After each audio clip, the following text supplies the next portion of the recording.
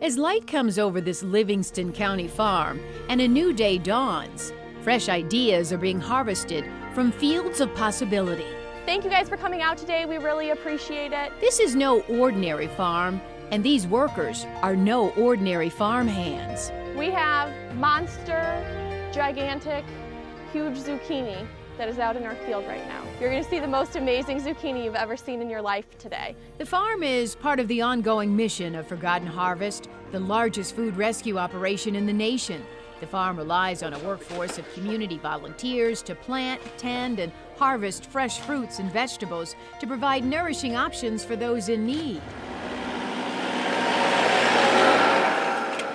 This is our family farm. It's called Ore Creek Farm. It's been in our family for 50 years. Nora Maroon donated the use of 100 acres of her family farm to Forgotten Harvest. She made the donation in memory of her beloved grandmother, who taught Nora about giving back when she was just a young child. When I would go and visit her, often we would be hanging clothes out on the line or doing a chore, and a knock would come on the door. And it was somebody that was hungry. And she would open her door, invite them in, and then ask me to set the table. And she would prepare a hot meal for them. And while they were eating, we packed a lunch and put it in a little brown bag with a cord around it.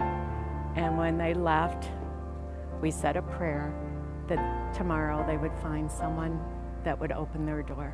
So I thank you from the bottom of my heart, and I thank you from Forgotten Harvest to share. This farm could never, ever be without you and you and you and you. That's what you'll see out there, is you'll see rows of black plastic with acorn squash plants growing on them. Mike Yansho was just a small boy when he started working on a farm just up the road. The land had been in Mike's family for generations.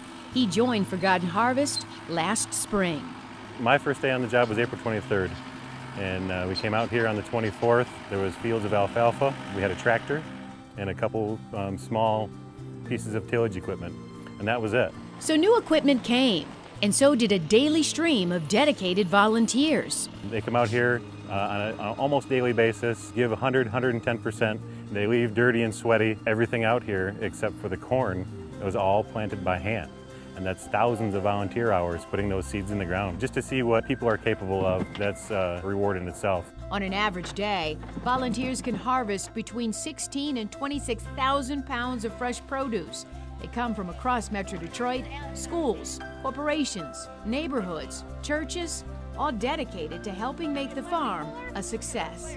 We've had some kids out here picking corn that do an amazing job. We've had some of the corporate groups that just run right through and just pick like crazy. There was one day when we first started harvesting, well, there was a small gap in our volunteer schedule. And so we put the word out on Facebook and some of the media outlets, and we had 6 people show up. I think it was a Wednesday morning, and it started raining as soon as they got here and didn't quit raining until they left.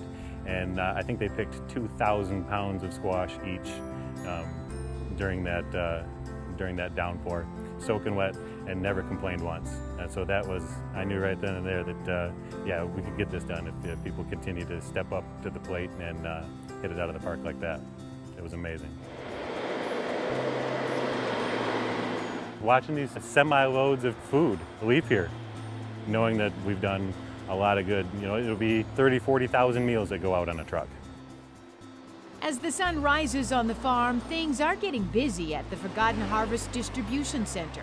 A fleet of 34 to 35 refrigerated trucks are on the road every day, picking up fresh produce, dairy, and baked goods, and delivering them to soup kitchens, shelters, and food pantries throughout our area. Thanks to the farm, those in need have year-round access to fresh foods that are often too expensive for families on a limited budget.